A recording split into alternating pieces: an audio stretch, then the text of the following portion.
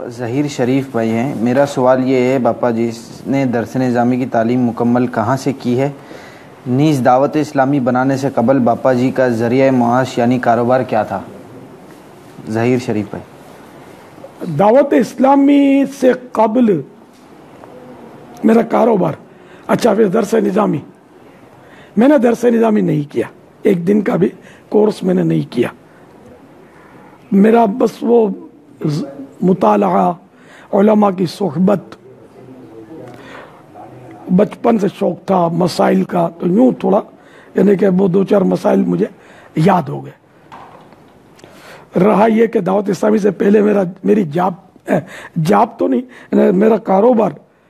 मैं बचपन से, चूँकि यतीम था, हम लोग गरीब थे, तो मैंने आधे दिन की 4 आने में नौकरी की है चवन्नी में।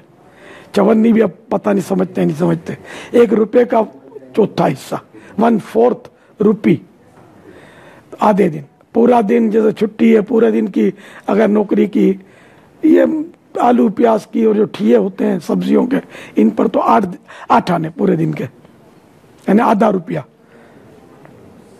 इस तरह फिर मैं कुछ ना कुछ वो चीज़ें बेचता था, आलू, छोले, मुरब्बे, सब्जी बेची है मैंने, और कुल्फियाँ बेची हैं, कई ये बच्चों वाले कारोबार मैंने किए हैं। फिर वो झाड़ू बनाता था मैं, तो इस तरह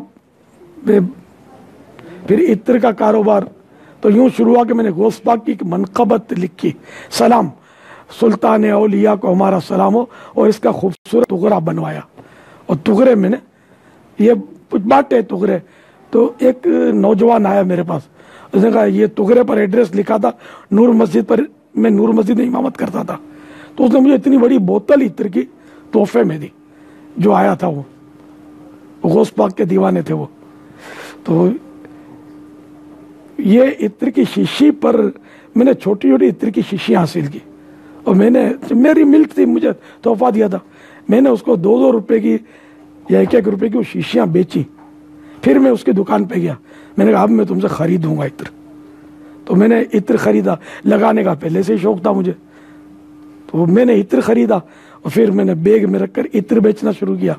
फिर किसी ने कहा इत्र तो लोग रोज़ लगाते नहीं, कभी कभी जुम्मे को लगाते हैं। अगरबत्तियाँ दुकानों पे जलती हैं, तो मस्जिदों में जलती हैं, तो मंदिरों में जलती हैं। तो इस तरह मुझे किसी ने जहन बनाया कि तुम अगरबत्तियाँ भी साथ रखो, मैं अगरबत्तियाँ बनाता हूँ, मैं तुमको दिया करूँगा। यार वो भी ताजिर था, उसने मेरा जहन बना, मैंने उसकी अगरबत्तियाँ रखनी शुरू की। तो फिर किसी ने मुझे अगरबत्तियाँ बनानी सिखा दी, तो मैंने अगरबत्तियाँ बनानी शुरू कर